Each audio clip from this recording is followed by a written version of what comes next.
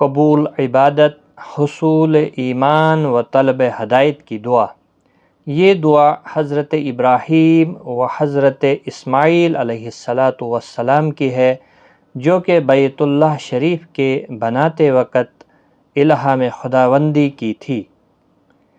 دعا کے الفاظ ہیں: ربنا تقبل منا انك انت السميع العليم ربنا واجعلنا مسلمين لك ومن ذريتنا أمة مسلمة لك وأرنا مناسكنا وتب علينا إنك أنت التواب الرحيم۔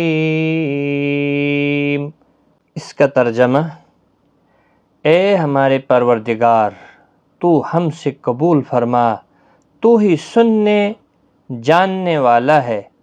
اے ہمارے پروردگار، اور ہم کو بنا لے اپنا فرما بردار، اور ہماری اولادوں میں سے بھی ایک جماعت اپنی فرما بردار بنا، اور دکھا ہم کو ہماری عبادت کے طریقے، اور ہم پر توجہ فرما، بے شک تو ہی توجہ فرمانے والا بڑا مہربان ہے۔